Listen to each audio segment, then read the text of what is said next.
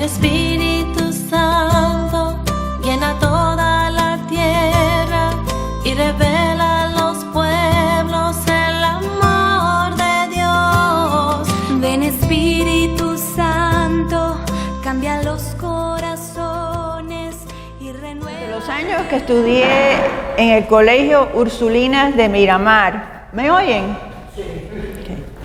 Oí a mis maestras decir muchas veces y repetidamente leí en los libros de texto esa famosa frase de José de la Luz y Caballero sobre los cubanos.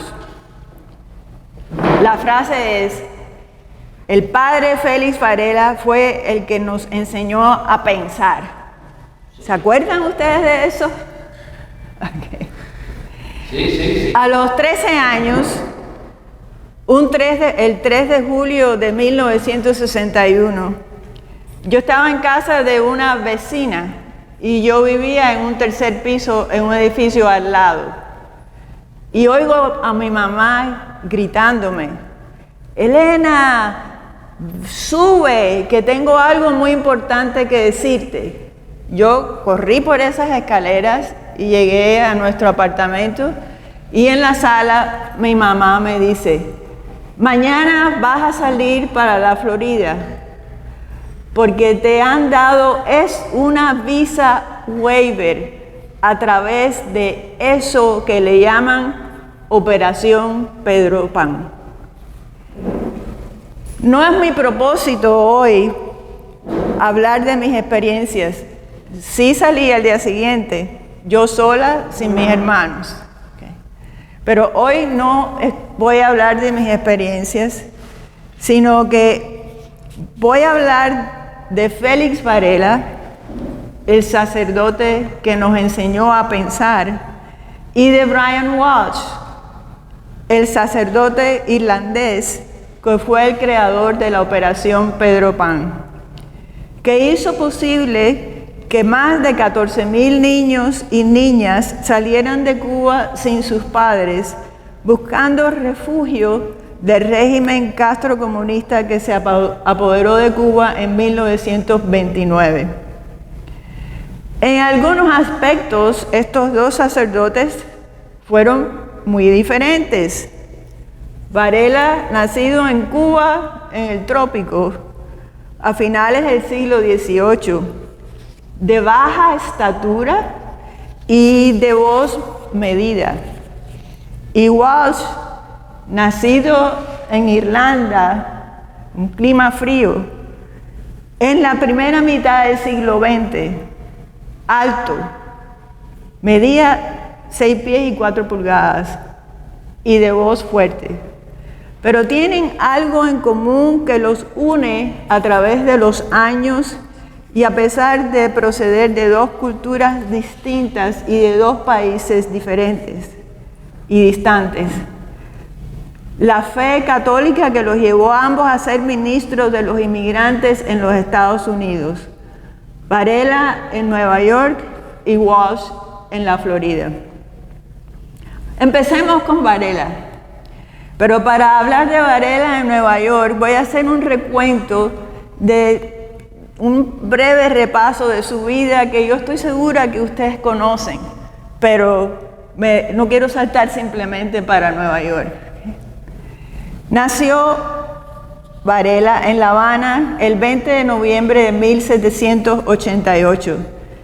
Antes de cumplir 4 años, quedó huérfano de madre y 2 años después murió su padre. Sus abuelos, don Bartolomé Morales y doña Rita Morales, se hicieron cargo de él. Pero a don Bartolomé lo habían nombrado comandante del 3er Batallón de Cubanos en el Castillo de San Marcos de San Agustín, en la Florida. Y ese castillo se convirtió en la casa de Varela durante su niñez. Ahí tuvo como profesor y tutor al padre irlandés Michael O'Reilly, y hasta casi cumplir los 14 años cuando regresó a La Habana para estudiar en el seminario de San Carlos. Cuando estaba en San Agustín, Varela veía cómo vendían a los esclavos negros y eso le perturbaba, eso le horrorizaba, y le horrorizaban también otros maltratos que hacían de los esclavos y de los indios. Pero ya en el seminario de San Carlos probó ser un estudiante brillante, interesado tanto en la filosofía y la teología como en la ciencia, derecho constitucional y en ideas de reformas sociales y económicas. A los 23 años fue ordenado sacerdote. Varela se destacó como profesor y como escritor. Su libro, Lecciones de Filosofía, ha sido reimpreso 5 veces y hoy en día existe una versión digitalizada por Google en la Biblioteca de Nueva York. Por su talento en cuestiones sociales y por su elocuencia, fue electo como representante de Cuba en las Cortes Españolas. Partió para España en abril del 1821 a los 33 años y sabemos que después nunca más regresó a Cuba. En las Cortes presentó un proyecto sobre el gobierno autónomo colonial y preparó un detallado proyecto legislativo para abolir la esclavitud progresivamente. El proyecto sobre el gobierno autónomo colonial no pasó y no pudo presentar su proyecto para abolir la esclavitud. Pero las circunstancias políticas pusieron en peligro su vida y tuvo que escapar para los Estados Unidos 2 años después. Y es así que llega a Nueva York el 15 de diciembre de 1823. A principio de su estancia en esta ciudad no tenía credenciales para ejercer su sacerdocio. Fue entonces a Filadelfia donde empezó a escribir El Habanero sobre política, ciencia y literatura para los cubanos en la isla. No podía hacer nada como sacerdote, pues siguió siendo profesor para los cubanos en la isla. Pero después de un corto tiempo regresó a Nueva York, donde el segundo obispo de Nueva York, John Connolly, le dio permiso para estar en una iglesia, en la iglesia de San Peter, en la parroquia de San Peter, no oficialmente como sacerdote, pero podía estar ahí. Y entonces, en el sótano de esa iglesia, Varela comenzó a trabajar con una comunidad de inmigrantes irlandeses. En aquel tiempo, Nueva York era un territorio misionero y la iglesia era un paraíso para los inmigrantes que seguían llegando continuamente. La gran mayoría eran irlandeses pobres, católicos, huyendo de la miseria y la indigencia, buscando mejores condiciones de vida. Pero solo había 3 iglesias católicas y 4 sacerdotes, imagínense. Y el obispo que nombraron para Nueva York, el primero, murió antes de poder tomar posesión de su cargo. 5 años después llegó otro obispo. Pero al fin, a Varela, vamos a volver un poquitico a la situación con los inmigrantes.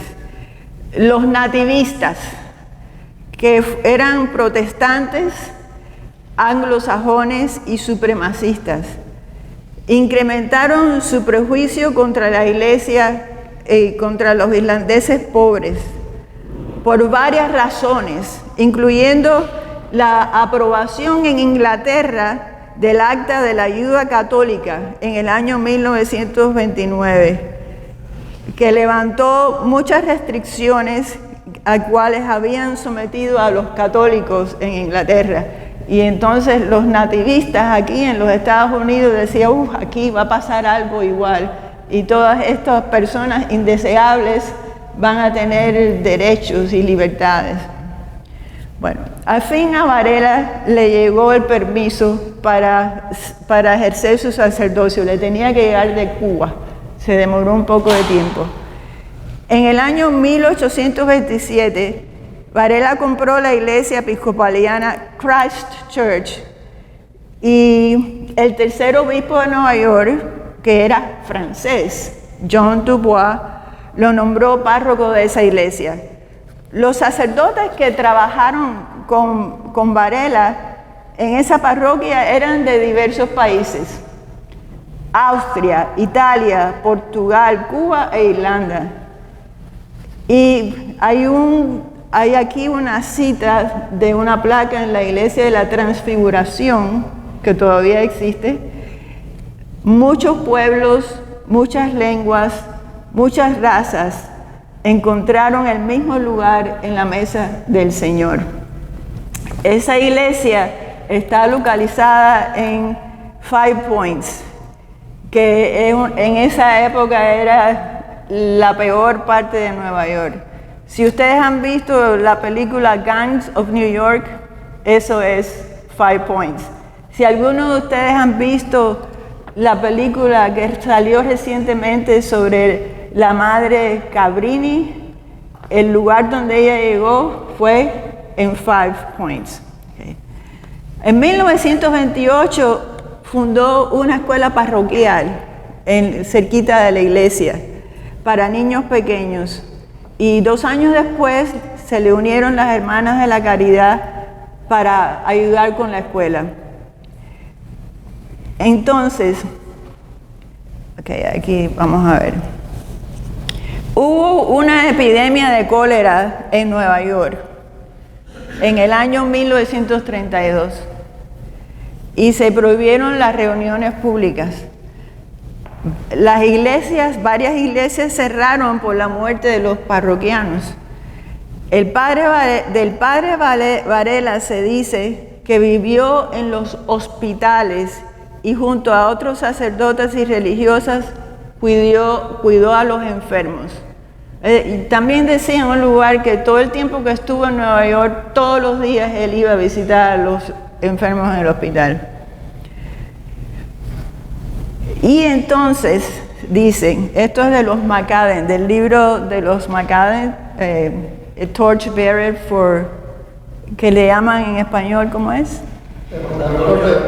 El portador de Cuba. El portantocha de Cuba, sí, dicen.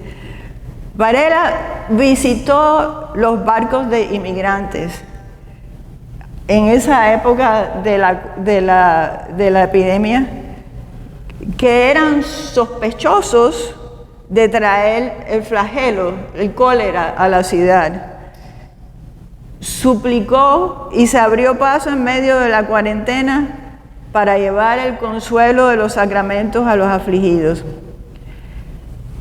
Los nativistas, que estaban prejuiciados contra los inmigrantes, sobre todo contra los refugiados irlandeses, decían,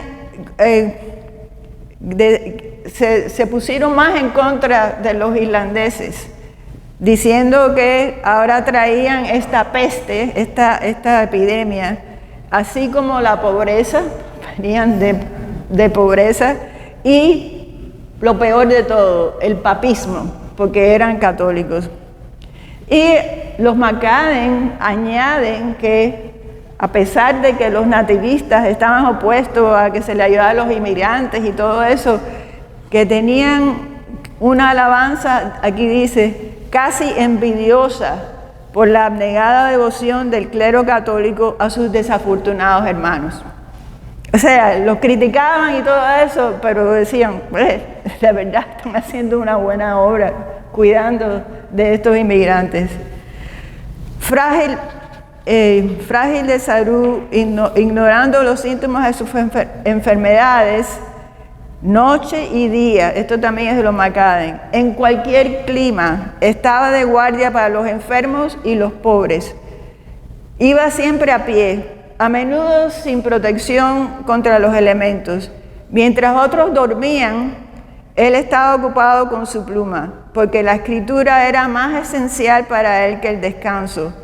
Su mente permanecía aguda, su espíritu desafiaba el cansancio.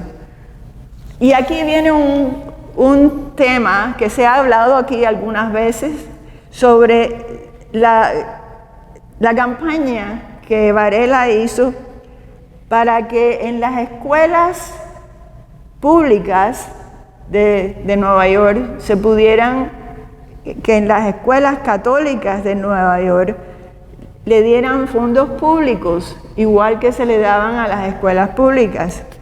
Había una sociedad que se llamaba Public School Society, que supuestamente era neutral en cuestiones de religión, pero en la realidad no lo era.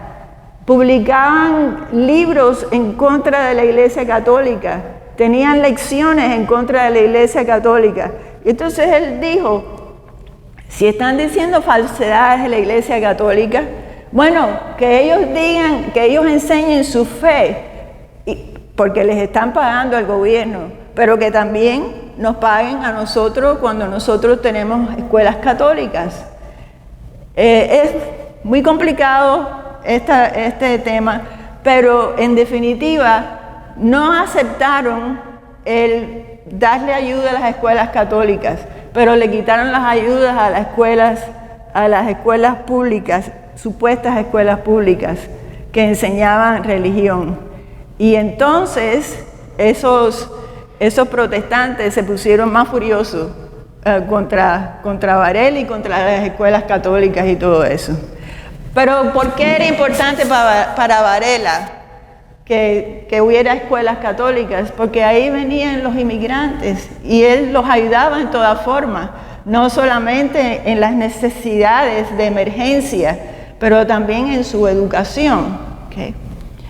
Bueno, entonces en el verano de 1949, en una carta escrita a José Antonio Sacco, Gaspar Betancourt Cisneros escribió sobre Varela: está enteramente y exclusivamente dedicado a su iglesia y sus irlandeses. Okay. Ahora vamos a dar un salto para el siglo XX y vamos a hablar de Monseñor Brian Walsh. Como dije, nació en Irlanda, en Port Arlington, en el año 1930. Hizo estudios en un seminario en Irlanda y después emigró a los Estados Unidos y terminó sus estudios para el sacerdocio en el seminario de St. Mary's en Baltimore, Maryland. Fue ordenado para la diócesis de San Agustín en la Florida en 1954. Pero entonces lo nombraron, pero aquí tengo muchas cosas sobre Monseñor Walsh que lo voy a tener que saltar todo porque el tiempo apremia. Okay. Lo nombraron director de la Oficina Católica, traducido en el español es de Bienestar, Oficina Católica de Bienestar. En esa época se le llamaba el Catholic Welfare Bureau. Y hoy en día esa institución se le conoce como Caridades Católicas. Okay. Pero lo nombraron en el año 1955, lo nombraron como subdirector del Catholic Welfare Bureau y después, poco después, lo nombraron como director del Catholic Welfare Bureau y tuvo esa posición por muchísimos años. Okay. Un día, cuando él estaba en el Catholic Welfare Bureau, ya estaban llegando cubanos, en el año 1960, estaban llegando cubanos a Miami. Okay. Y él sabía que había que hacer algo y ya él se había contactado con el gobierno de Estados Unidos y le habían para que a ver qué se podía hacer con todos estos cubanos que estaban llegando. Okay. Sí. ¿Cuál era su sede en ese momento? Perdón, lo nombraron para Miami. Enseguida lo nombraron para Miami, sí, que era diócesis en ese momento, para la diócesis de Miami. Gracias por preguntar. Pues entonces él se puso en contacto con Tracy Voorhees, no estoy muy segura cómo se pronuncia, que es un hombre que trabajaba para el presidente Eisenhower, y Tracy Voorhees vino a Miami para asesorar qué es lo que había que hacer. O sea, ya estaba ahí como puesta la idea y ya estaba el proyecto empezando. Y un día, en el año 1960, fue en noviembre del año 1960, se le presentó una familia cubana con un niño que se llamaba Pedro. El niño tenía 15 años, alto, flaco, y la familia le dijo al padre Walsh, nosotros no tenemos manera de tener a este niño, porque tenemos nosotros nuestras propias necesidades y eso. No sé exactamente qué fue, estoy seguro que a Pedro y a su familia le dieron alguna ayuda en ese momento, pero eso no lo dice. Pero eso le recordó al padre Walsh que donde quiera que hay refugiados van a haber niños no acompañados, niños que salen sin sus familias. Y entonces le mencionó esto al señor Tracy Voorhees, que se puso en contacto con el presidente, y en diciembre de 1960 se acordó. El señor Voorhees le recomendó que el presidente Eisenhower aprobara fondos para el cuidado de los menores no acompañados. Y se aprobó, el presidente lo aprobó. ¿Esto qué significaba? Que los niños podían llegar a Miami, que si los niños llegaban a Miami, los fondos estarían disponibles para su cuidado. A la vez, en Cuba, el señor James Baker, director de la Academia Ruston, ¿ustedes recuerdan esa Academia Ruston en Cuba o oyeron hablar de la Academia Ruston? Era una escuela estadounidense en La Habana. Creo que James Baker era protestante, no era una escuela católica. Él estaba organizando una red de cubanos para ayudarlos a llevar a sus hijos a Miami.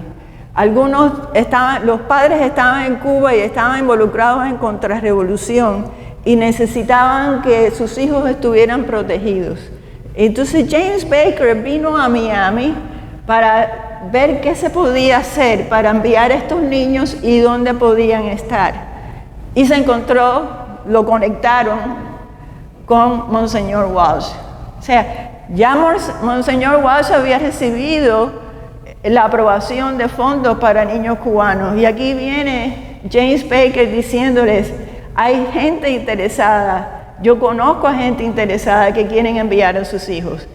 Y así comenzó lo que llamaron Operación Pedro Pan. Los primeros niños llegaron a finales de diciembre del año 1960.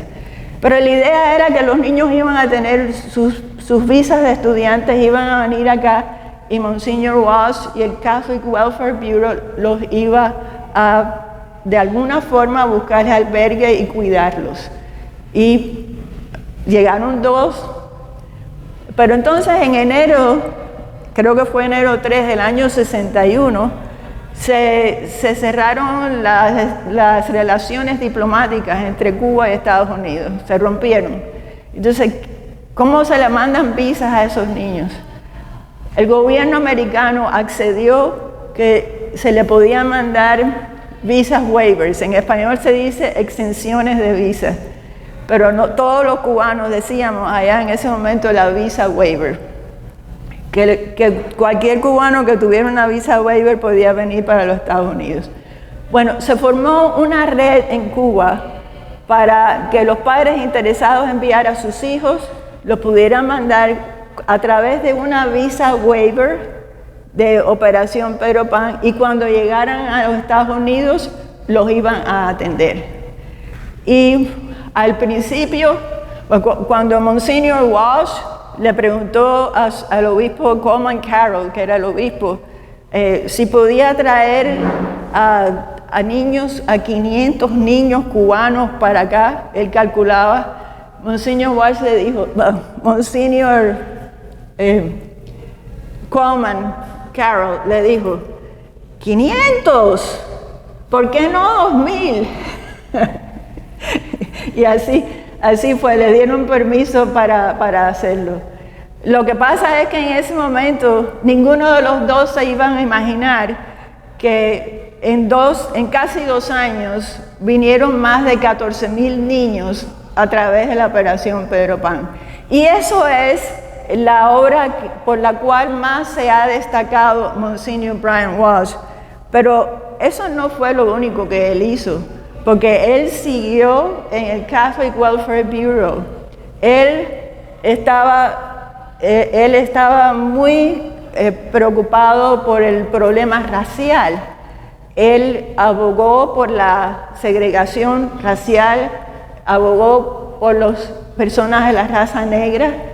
Y después empezaron a llegar haitianos, refugiados, en Miami.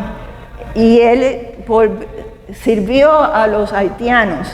O sea que Monseñor Walsh, irlandés, que cuidó de los cubanos, y no solamente de los niños cubanos, porque el refugio que era de Caridades Católicas era para todos los cubanos. Lo que pasa es que esos niños necesitaban más ayuda. Okay. Muy bien. Y los dos, Varela y Walsh, fueron multiculturales. Ya vemos cómo Walsh se manejaba con varias culturas, al igual que Varela en Nueva York. Ambos habían recibido una alta educación. Okay. Y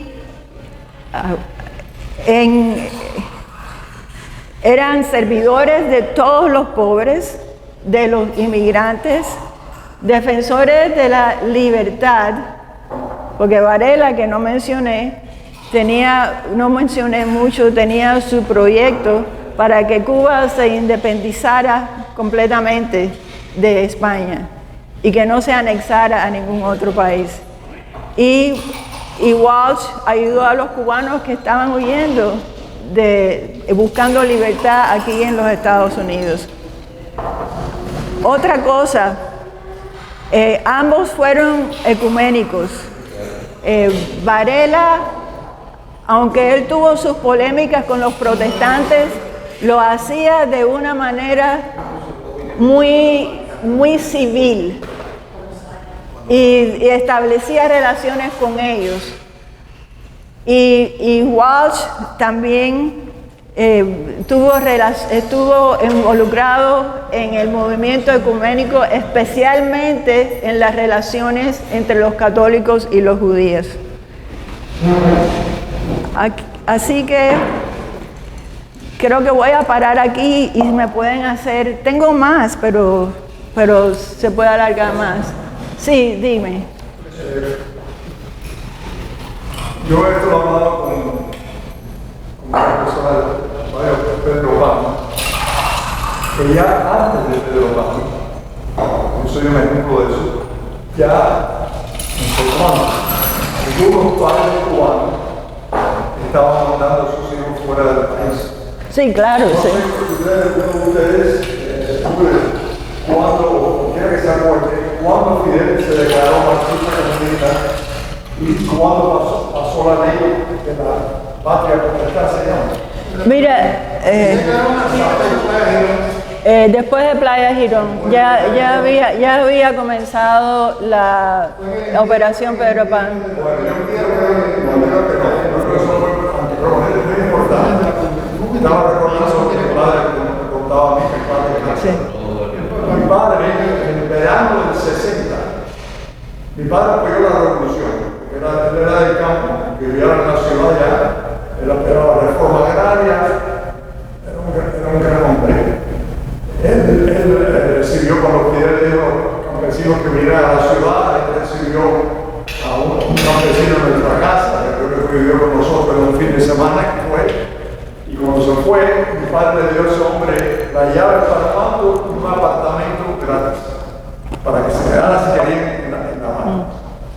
Así que mi padre apoyaba a Fidel, pero llegó un momento, yo recuerdo que era cuando Fidel se declaró claramente comunista, que vino la ley de patria potestad, que yo pensaba que hace en el 60, puede que me equivoque, por eso la memoria mía. Mi padre dice, ustedes tienen que irse de aquí porque va a haber una contrarrevolución y no los queremos aquí en Palacio, y no queremos que nos manden para tomar cursos en Rusia de educación sin control de los padres.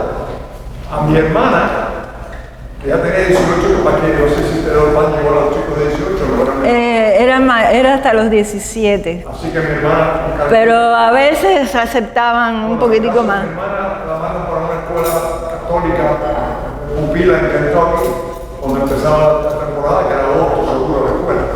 A mí me mandan solo para Nueva York a los 11 años, en octubre 28 de 1960. Y porque mi padre tenía unos lejanos parientes que no conocía y que me dijeron que sí, que me podían cuidar por unos meses hasta que viniera la revolución que vino. Eso era, sí. Entonces, un grupo que ya sirvió, no sé si Monseñor Juan sabía de esa historia, dice que llegó a esa conclusión de otra forma, pero ya había un grupo, no puedo pensar que nosotros éramos los únicos, ya hubo un grupo que estaba haciendo lo mismo que haría luego Pedro Pan, pero que en el caso nuestro teníamos un lugar donde ir, no nos conocíamos, pero nos recibían. Sí. Así que nada, que no sé eso, no sé cuántos cientos o quizás también, no sé, vinieron de la es posible que hayan habido muchos más. Y entre los niños que vinieron por Operación Pedro Pan, y no fueron los únicos, como tú dices, y como ya había yo mencionado, ya estaban llegando, y ese Pedro, que llegó al Catholic Welfare Bureau, había sido mandado para estar con unos parientes en Miami, o sea, ya eso se estaba dando. Pero de los que vinieron a través de Operación Pedro Pan, 7,000, más o menos, no tenían dónde estar. Esos fueron los que se quedaron en campamentos y después, y esto lo tuvieron que ir, como dice, fabricándolo o haciéndolo a medida que llegaban los niños. No es que tuvieran aquí 5 campamentos, vengan, no, nada más que tenían una casa al principio. Creo que Ferré, el que fue alcalde de Miami, donó una casa para los niños de Pedro Pan en algún momento, ¿okay? Fue poco a poco que había la necesidad y buscaban dónde albergarlos, pero llegó un momento que ya aquí no daban basto y el padre Walsh contactó a todas las agencias del Catholic Service Welfare Bureau, hoy en día Catholic Charities, en los Estados Unidos, en las diferentes diócesis, para que recibieran a niños cubanos. Y ahí, por ejemplo, mi hermano Alejandro, que vino un poco después que yo vine, fue a parar en una escuela, bueno, él dice en un orfelinato en Fort Wayne, Indiana, y con muchos otros niños cubanos. El padre Felipe Esteves estuvo en Fort Wayne, Indiana, en el mismo orfelinato que mi hermano Alejandro. Bueno, o sea, que eso se dio. Dice que fueron, aquí tengo la cifra, la tengo en algún lugar, pero no me acuerdo muy bien. Como en 30 estados fueron los Pedro Panes, y fueron como en 150 ciudades de Estados Unidos. El grupo más grande, por supuesto, estaba en Miami, pero el segundo grupo más grande estuvo en Albuquerque, Nuevo México. Okay. Mi historia es diferente, pero yo soy Pedro Pan, de los que fueron con familias y amistades, okay. Pero después terminé en una escuela de las Ursulinas en Dallas, Texas. Okay. Pero ahora que mencioné al obispo Felipe Esteves, me acordé de una pregunta que en realidad fue lo que a mí me provocó el interés en este tema. Y es una pregunta que yo tengo desde hace muchos años y creo que se la hice en algún viaje a San Agustín, a Monseñor Román. Y la pregunta era la siguiente: Padre, el padre Walsh, siendo irlandés, cuidó de los cubanos. Él estaba consciente que el padre Varela, cubano, había cuidado a los inmigrantes irlandeses. Y mi memoria, que me dice que la respuesta fue sí, él sabía del padre Varela. Pero no lo he podido confirmar de que fue Román con quien yo hablé y que me lo dijo. Traté de averiguar, porque están todas las obras de todos los escritos de Walsh, están en Barry University, y traté de ver si había escrito algo sobre Varela, y la persona que está encargada chequeó y me dijo que no había nada con ese título, que tuviera ese tópico. Pero hablé con el Monseñor Esteves, con el obispo retirado Felipe Esteves, y que me ayudó mucho en esto, pero hace como una semana, algo así, sí. Y el obispo Esteves, cuando yo le hice la pregunta esa, de que si Walsh sabía de Varela, él me dijo: mira, Monseñor Walsh estaba siempre en contacto con la Ermita de la Caridad. Él iba mucho a la Ermita de la Caridad, él participaba en todos los eventos que tenían los cubanos. Y tiene que haber visto en la ermita el mural de Teo Carrasco, donde la figura del padre Varela predomina en todo. Así que lo más es probable, casi seguro, vamos a decir 95% seguro, de que sí, de que Monseñor Walsh sabía que había habido un irlandés, un cubano que había cuidado de los irlandeses.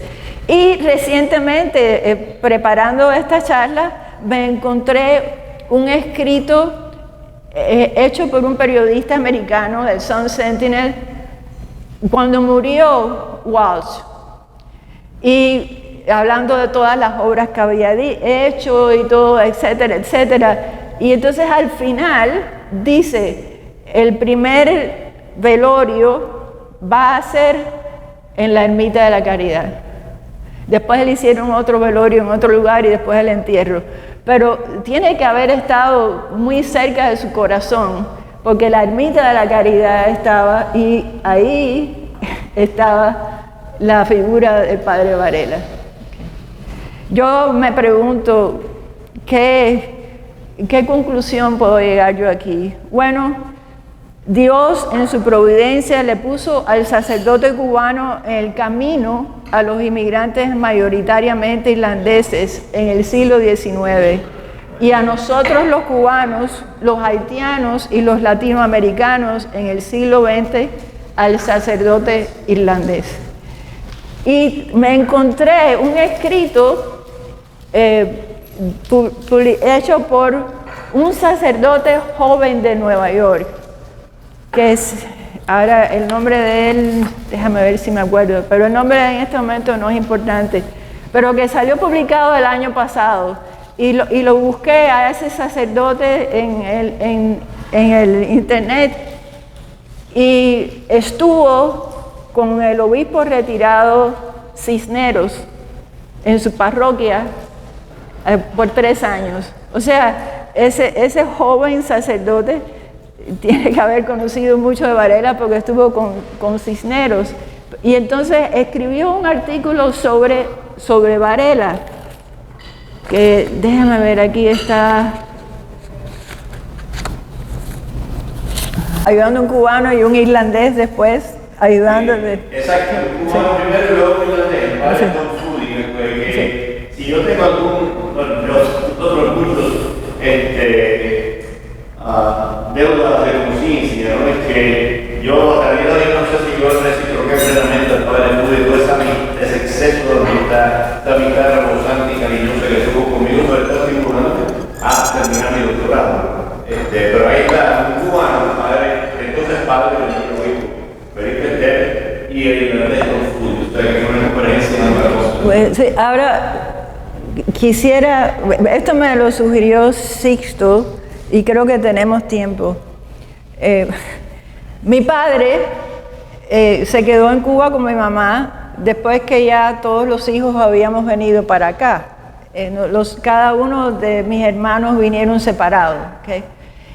Y mi papá escribía todo lo que pasaba en Cuba y nos mandaba cartas. Yo tengo una colección de esas cartas.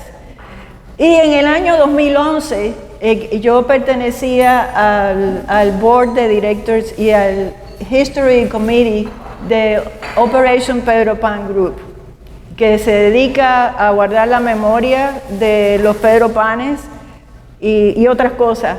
Pero estábamos haciendo un proyecto para animar a los Pedro Panes que conocían a Monseñor Walsh a que escribieran sobre él.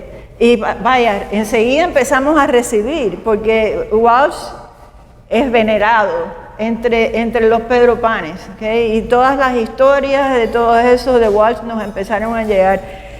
Y entonces hubo una pregunta, que si Walsh había ido alguna vez a Cuba.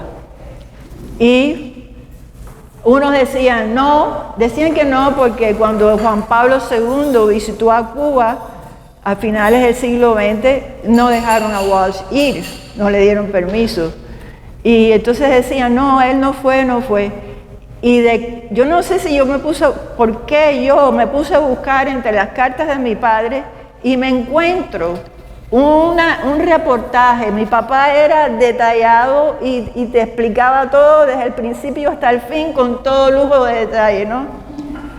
Sobre el entierro del cardenal Artiaga, que fue en marzo de 1963. ¿Y qué dice mi padre? Que Monseñor Walsh estuvo presente en ese entierro. Pero se recuerden que mi papá lo detalla todo. Pero les voy a leer un poquitico de cómo mi papá lo escribió, no lo voy a leer todo. Primero señala mi padre que vinieron tres dignatarios católicos. Uno era el obispo Coleman F. Carroll y el otro el Monseñor John Fitzpatrick. Y el tercero, el que dice aquí, cuyo nombre no pude retener, y es el que sobre quien les voy a hablar. Entonces, él nunca pudo retener el nombre de Walsh, pero cuando uno lee esto, sabe que es Monseñor Walsh. Okay. Bueno, y los cubanos estaban alborotados porque habían esos 3 dignatarios americanos de la Iglesia Católica para el entierro del cardenal Artiaga. Dice, fue a la sacristía cuando el monseñor, él lo titula aquí, mi monseñor, un verdadero encanto de persona. Okay. Después de la salida del cortejo fúnebre y en momentos en que el monseñor estaba revistiéndose en la sacristía de la iglesia, yo fui de los privilegiados que pude acercarme a él. Escuché, imagínense, en esta sacristía, en la catedral, mucha gente, y está Walsh ahí. Escuché multitud de preguntas sobre viajes, visas, waivers, etcétera, a las que el sacerdote contestaba cariñosamente, pero sin dar esperanza a los peticionarios. Hablaba bastante correctamente el español y a todos trataba con gran atención, interés y cariño, pero sin profundizar mucho.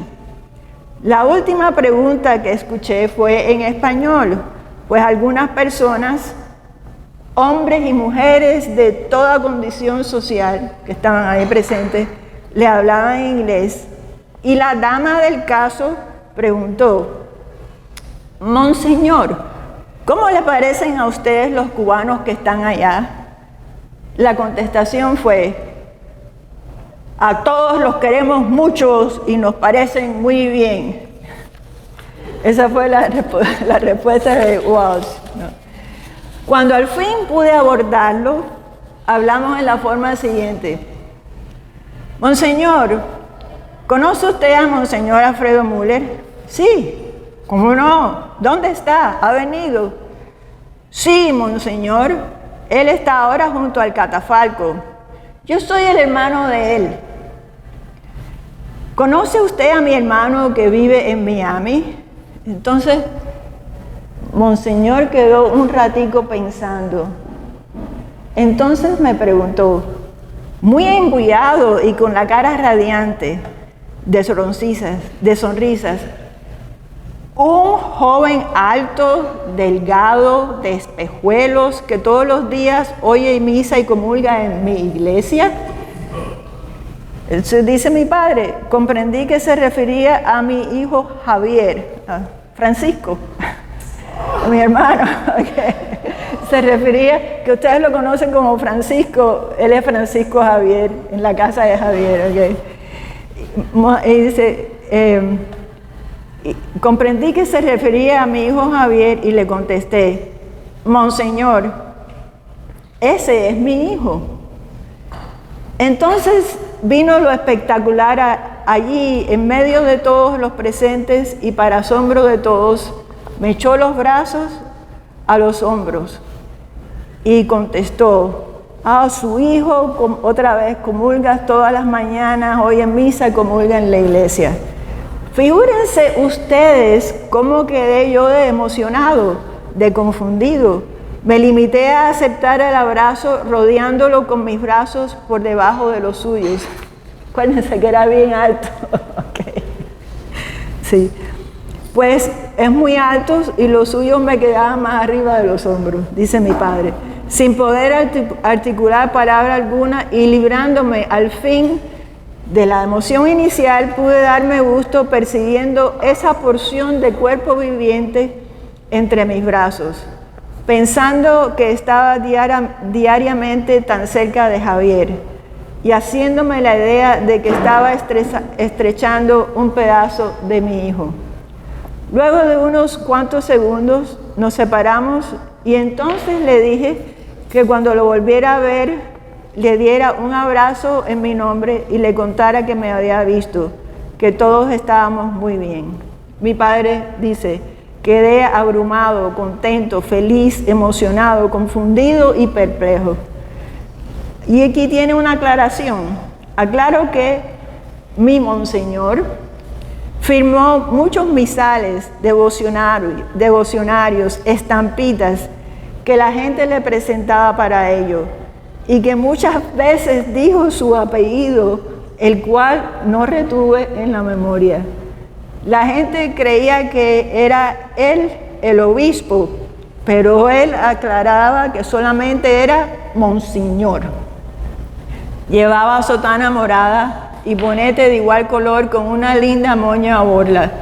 Mi Monseñor es alto, rubio, de cara ancha, usa espejuelos de armadura metálica y color claro, muy lampiño, de tez sonrosada, facciones agraciadas, tipo clásico sajón, muy amable en su trato y delicado en el hablar, voz clara y bien timbrada, en fin, un verdadero encanto de persona. Okay. Sí. Muy bonito. Ya, es un descubrimiento, porque eso no se sabía. Bueno, alguien tiene que haberlo sabido, pero entre la gente, entre las personas que yo había consultado, había algunos que no sabían. Ahora te voy a hacer una pregunta Sí. que puede que sea un poco indiscreta y no Sí. tienes que contestarla. Es algo que ha pasado por mi mente muchas veces.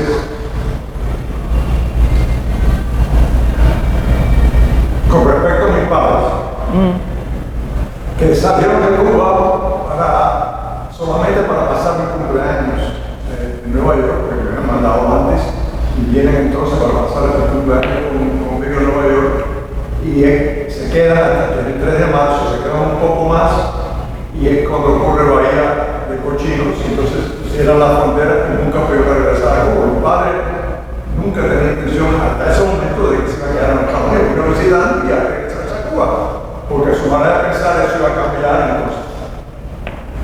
La pregunta que yo siempre he tenido en mi mente, y aquí cualquiera la puede discutir, y esto lo veo en términos de lo que me ha enseñado el fundador de la educación, a veces él murió antes de yo lo conociera, pero que decía, era español esto, ¿no? Decía, Dios, la patria y la familia. Ponía a la familia por abajo, de Dios y de la patria. Y la razón que daba cuando se le cuestionaba era, ¿cómo la familia antes de la patria? Sí, la patria es una familia de familias. Si tú no proteges eso, no vas a tener familia. Así que esta es la lógica que a mí me han enseñado. Entonces la pregunta es esta: ¿hicieron bien los cubanos en salir de Cuba? ¿O tendría que haberse quedado para pelear por su patria y morir por ella ahí, y no salir buscando su salvación? Que quisieran proteger a sus hijos, lo comprendo. Sí. Entonces te hago esta pregunta indiscreta porque es un poquitico diferente a lo de mis padres. A ustedes lo mandaron fuera, como a nosotros. Sí. Pero tus padres se quedaron en Cuba. No, mira, esa pregunta se puede hacer y se puede escribir volúmenes sobre eso, y en definitiva no tenemos una respuesta, cada uno puede responder. Pero te voy a responder respecto al caso de mis padres. Primero, mis primos, Alberto, que está ahí ahora, y su hermano Juan, estaban ya presos, ¿okay? Porque se habían metido en la contrarrevolución, ¿okay? Pero ¿qué pasa después de Bahía de Cochinos? Pues primero déjame decirte, mi padre nunca quiso no quería salir de Cuba, no nos quería mandar, ¿okay? Eso era nos quedamos en Cuba, él no tenía ningún interés. Mi hermano Javier lo describía como el caballero de la pata de hierro, que no la iba a mover nunca de Cuba, ¿okay? Bueno, después de Bahía de Cochinos, a muchos cubanos los cogieron presos, incluyendo a mi hermano Alejandro, de 15 años. Y yo, entre las cartas que tengo, que esas que me encontré, escritas por mi mamá, ella describe por qué ella decidió mandar a sus hijos a Estados Unidos. Y entonces ella dice, traté de proteger a mi Alejandrito, ya 15 años, ¿ok? Su hijo Alejandro. Y no pude, me lo llevaron. Estuvieron como 2 semanas sin saber dónde estaba. Gracias a Dios no le hicieron nada, pero fue una experiencia horrible para mis padres. Y entonces mi mamá dijo, ya no me quedó más remedio que decidir que ustedes se tenían que ir, o sea, que los hijos nos teníamos que ir. Y entonces menciona a cada uno de nosotros, ¿okay? Yo fui la primera en salir, después salió mi hermano mayor, que ya estaba casado, después salió Alejandro, después salió mi hermano mayor, y el último en salir fue Francisco Javier. Pero mi mamá dijo eso, como que no me quedó más remedio para proteger a mis hijos, ¿okay? Y mira, ya habían cerrado las escuelas y todo eso, pero aquí este factor de que cogieron preso a mi hermano Alejandro, y eso fue lo que le hizo tomar la decisión. Otros primos de Alberto y de Juan. Yo tenía 12, salí de 13 años, pero cuando esto empezó a pasar yo tenía 12. Mis hermanos y yo estábamos muy preocupados por Alberto y Juan. Y nosotros no los queríamos dejar abandonados. ¿Okay? Eso era una de las cosas. ¿Okay? Pero bueno, es que a mi hermano Carlos Alberto lo cogieron preso también. Lo cogieron preso cuando iba a salir de Cuba. Y estuvo 2 semanas estuvo detenido. ¿Okay? Eso es otra historia, ¿no? Y mi hermano Javier se quedó. Mi hermano Javier se quedó el último y no quería salir de Cuba porque no quería dejar la patria y toda la cosa, los primos y todo eso. Y fue a consultar con un director espiritual. Me dijo el nombre del sacerdote, pero no me acuerdo. ¿Y cómo fue que le dijo el sacerdote? Elena. Sí. Permiso. Sí. El lema del colegio de La Salle era Dios Padre y hogar. y familia. No, Dios Padre y hogar. No me acuerdo. Ahí fui yo y no acordaba de eso. Yo para Sí, sí. Bien, otra incidencia. Yo no sé cuántos de ustedes vieron a los niños que abandonaban Cuba desde el aeropuerto de La Habana. Yo tuve la experiencia, por casualidad, fui junto con 2 dirigentes del movimiento demócrata cristiano al aeropuerto a recibir a José Fernández Bagüey, que era el coordinador nacional en Cuba de la democracia cristiana, que había ido a Venezuela a entrevistarse con los dirigentes del Partido Demócrata Cristiano allá en Venezuela. Y ese día regresaba a La Habana y yo fui con el chofer y con otro más al aeropuerto de La Habana. Cuando llegamos allí, yo veo un montón de niños detrás de una serie de cristales, tal vez 20, 30, a lo mejor 40. Y le pregunto al ayudante principal del coordinador nacional, ¿pero y esto qué es? Dice, esos son los niños que la familia lo está enviando a los Estados Unidos. Digo, pero niños, sí. Ninguno de esos niños tenía un pasaporte. Digo, pero ¿cómo es esto? Veo una señora rubia, una señora blanca, rubia, que para mí era una cubana rubia, que era la única persona que en cierto momento salía del salón ese de los cristales, hablaba con alguien y volvía a entrar. O sea, parece que aquella era como la coordinadora, la responsable, algo de eso. Digo, pero ¿y estos niños? ¿Y el pasaporte? Dice, no, ellos están viajando con una estampa religiosa. La iglesia en Cuba le daba a esa familia, le daba una estampita religiosa que estaba firmada en Miami. Y entonces, esa estampa la recogía la blanca rubia esa. Esto es una cosa increíble, vaya. O sea, ¿En qué año sería eso? eso fue en los primeros viajes de la salida de los niños Sí. de Cuba, vaya. Porque yo nunca he oído decir que venían niños sin pasaporte. De hecho, cuando hay un artículo de la revista... Yo te digo que había niños sin No, yo sé, sí, pero eso yo nunca lo he oído. Ningún niño tenía pasaporte, lo que tenía era una estampita firmada por el obispo que era de Miami. Y esa rubia recogía las estampitas de la familia y entonces le permitían la entrada a los niños en el espacio ese donde estaban ellos saltando, brincando y corriendo y haciendo Había una inglesa que se llamaba Penny Powers. ¿cómo se llama? Penny Powers, una inglesa Puede haber sido esa señora rubia, La señora rubia. que trabajaba con James Baker en Cuba para conseguirle... La señora hablaba español y hablaba inglés. Sí, puede haber sido ella. Sí. El tema que tú traes es candente. Este artículo, escrito por el sacerdote neoyorquino, él habla de la situación de hoy en día en Nueva York, que tiene muchos inmigrantes. Pero él lo que dice, lo que tenemos que hacer es tratarlo como los trató el padre Varela. ¿Okay? Y se mete en la política y el tema se convierte en una cosa horrible. ¿Okay?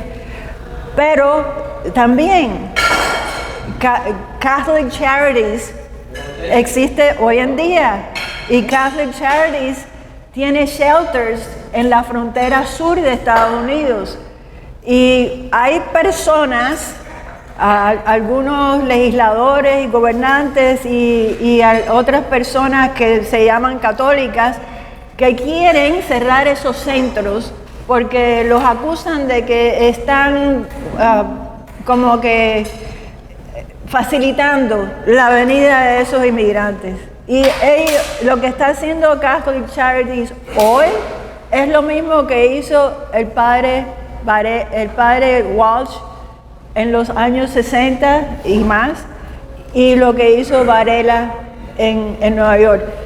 Yo no sé si habrán visto la película de la Madre Cabrini. ¿Alguien aquí la vio? En esa película se ve ese mismo 5 Points, donde estaban los irlandeses que al final del siglo XIX empezaron a llegar los italianos. ¿Okay? Y entonces el prejuicio ya no era contra los irlandeses, el perjuicio era antes contra los italianos y le decían todo tipo de insultos por el color de la piel y por todas esas cosas.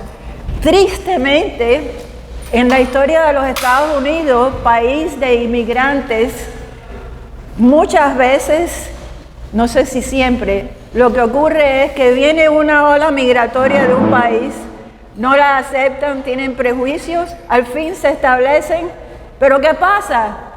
Que se ponen a oponerse a los que vienen nuevos. Cubanos de los otros cubanos. No, que los cubanos que vienen después que nosotros ya no son como nosotros, todo eso. Tenemos que guardarnos de esa tendencia mala que tiene cada ser humano de prejuiciarse contra otros inmigrantes. Recuerden, en la Biblia dice, le dijo el Señor a los judíos, recuerden que fueron extraños en Egipto. Por lo tanto, traten a las personas que son extrañas igual que de buena manera, más o menos, sí. Okay. Antes de que Elena termine, por favor, vamos a darle un aplauso por el buen trabajo que ha hecho.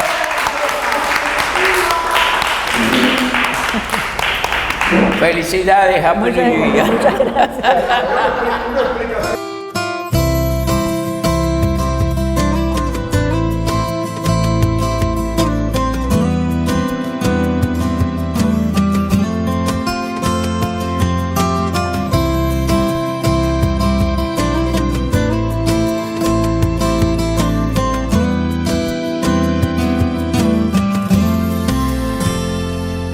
Ven Espíritu Santo, llena toda la tierra y revela a los pueblos el amor de Dios.